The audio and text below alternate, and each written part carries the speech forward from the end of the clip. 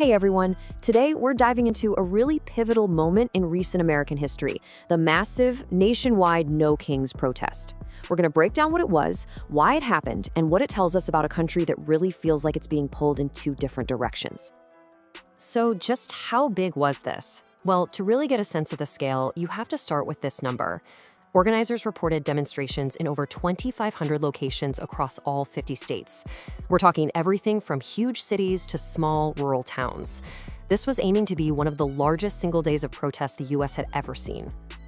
And it all went down on one specific day, October 18th, 2025. Millions of people all across the country coordinated to hit the streets at the same time, making their voices heard in this huge, simultaneous show of dissent. Which brings us to the big question, right? Why? What on earth could get so many people to participate? What was this really all about? Let's break down the core message. So the whole movement was built around this really simple but really powerful idea, and it's right there in the name, No Kings. The protesters believed they were pushing back against a dangerous trend they saw in the country's leadership. At the heart of it all was this one word, authoritarianism. This is really the key concept. They were worried about a government that rejects political opposition, tries to grab all the power for itself, and starts to chip away at fundamental democratic institutions, things like the rule of law and free elections. And this quote from the official protest website really says it all. The organizers framed their movement not as some radical new idea, but as a defense of America's founding principles. They were basically saying, hey, this isn't crazy. This is what the country is supposed to be about. No absolute rulers. Okay, so what did they actually want? Well, their stated goals were all about protecting those core pillars of a democracy. We're talking about things like fair elections, free speech, and the right to protest. All things they argued were seriously under threat. Now, this movement wasn't just, people showing up out of nowhere. It had some big names backing it. So let's look at some of the arguments made by political figures who got behind the cause. Yeah, take Senator Chris Murphy. Speaking at a rally in Washington, D.C., he did not hold back. He flat out accused President Trump of being the most corrupt president in American history and of having a systematic plan to tear down democratic protections. Then over in Atlanta, you had Senator Raphael Warnock, and he was raising the alarm about the president's rhetoric. He pointed to this moment where political opponents were called the enemy within, and for him, that was a huge red flag, a dangerous and divisive thing for any American leader to say.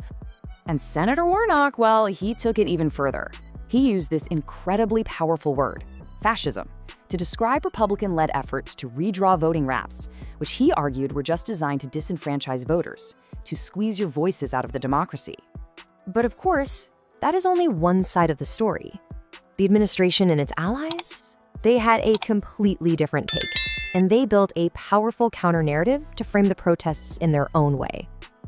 So when President Trump was asked about the No Kings slogan on Fox News, his response was pretty direct and dismissive. By just saying, "I'm not a king," he was basically trying to make the entire premise of the protest sound absurd right from the get-go. And that denial was just the start. His allies took it way further. As you can see from this quote from House Speaker Mike Johnson, they worked to completely rebrand the event as a Hate America rally. They did it by linking the demonstrators to controversial groups like Antifa, trying to paint the entire event as unpatriotic. And this slide just puts it all into sharp focus. It's almost like they're describing two different events on two different planets. On one side, you've got a movement that sees itself as a patriotic defense of democracy, and on the other, an administration that sees a radical anti-American rally.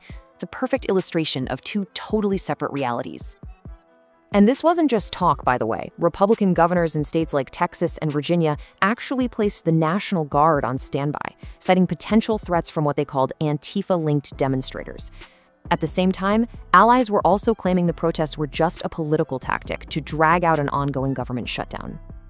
So what does this all mean? When you take a step back, the No Kings protest wasn't just a single event.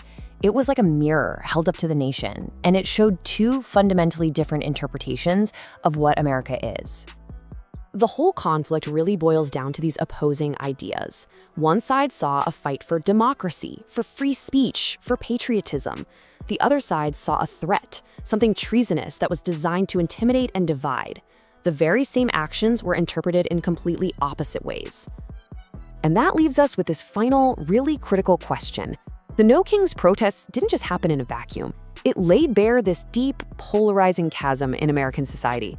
So when the citizens and their leaders are living in two entirely different realities, when the very definition of patriotism is up for debate, what's the common ground that can hold a nation together? So just how big was this? Well, to really get a sense of the scale, you have to start with this number. Organizers reported demonstrations in over 2,500 locations across all 50 states. We're talking everything